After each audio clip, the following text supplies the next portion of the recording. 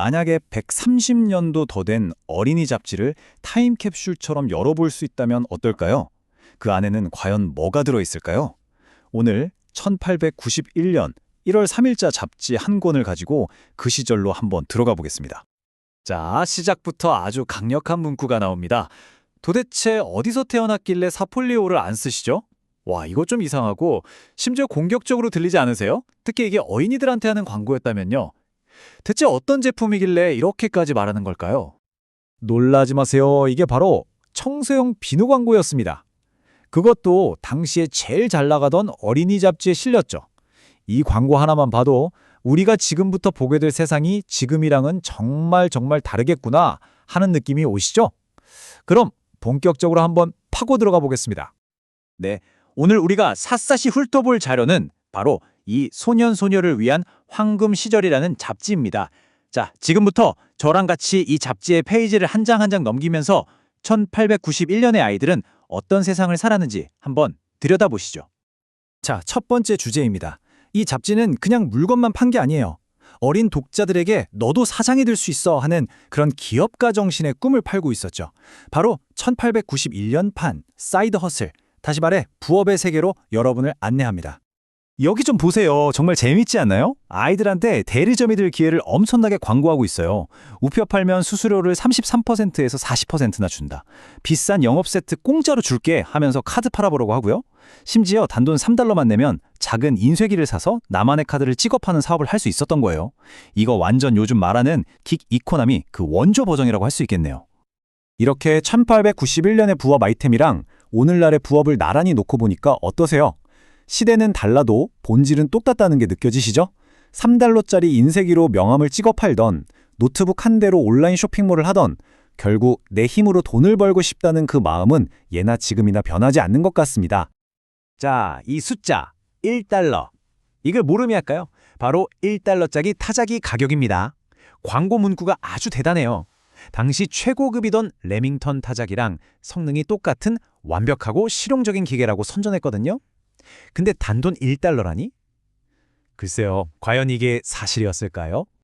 이 문구는 매직 랜턴이라는 뭐랄까 오늘날의 슬라이드 프로젝터 비슷한 기계의 광고에서 나온 말입니다. 여기서 전하려는 메시지는 아주 명확해요. 저렴한 신기술만 있으면 당신도 경제적으로 독립할 수 있다. $1짜리 타자기든 이 매직 랜턴이든 기술이 꿈을 이뤄줄 거라는 그 믿음이 시대 전체에 퍼져 있었던 거죠. 하지만요, 그 시대가 희망과 야망으로만 가득 찼던 건 아닙니다. 그 밝은 면 뒤에는 건강에 대한 아주 깊은 불안과 공포가 있었어요. 지금부터는 아무런 규제도 없던 그 시절, 온갖 수상한 약과 과대 광고가 넘쳐났던 세계는 과연 어떤 모습이었을지 한번 살펴보겠습니다.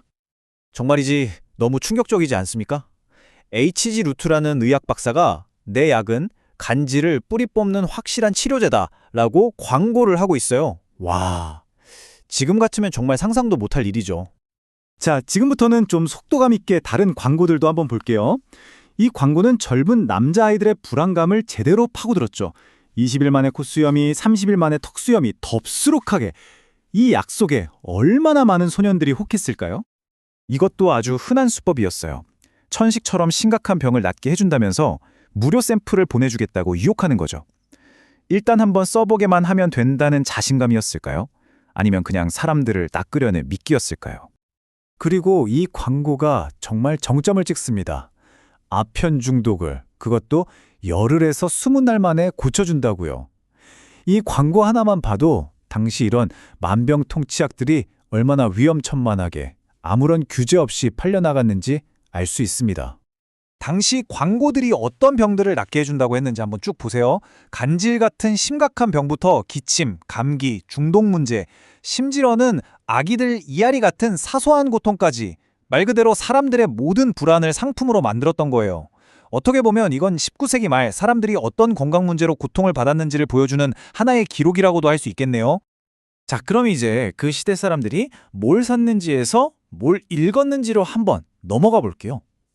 이 잡지에 실린 소설 속 영웅의 모습을 보면 당시 사회가 어떤 사람을 멋있다고 생각했고 또 어떤 가치를 중요하게 여겼는지 엿볼 수 있거든요.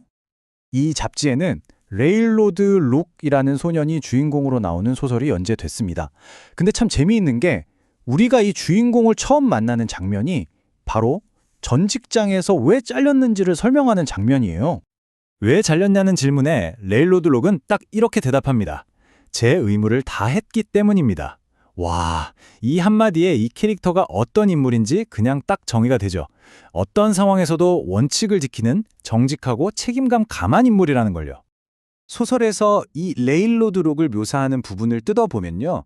당시 사람들이 생각했던 이상적인 젊은 남자의 모든 조건이 다 들어있어요. 정직해 보이는 외모, 흔들리지 않는 눈빛, 강한 책임감에 미래를 보는 야망까지. 이걸 요즘 말로 하면 1891년 영웅 스타터팩이라고 할 수 있겠네요. 자, 이제 지금까지 이야기한 것들을 전부 모아서 한번 생각해 볼 시간입니다. 과연 130여 년 전 그들의 세상이 지금 우리가 사는 세상이랑 그렇게까지 다른 세상이었을까요? 이 표를 보면 정말 소름 돋을 정도로 비슷하지 않나요? 1891년에 대리점이 되는 건 오늘날의 인플루언서가 되는 거랑 똑같고요.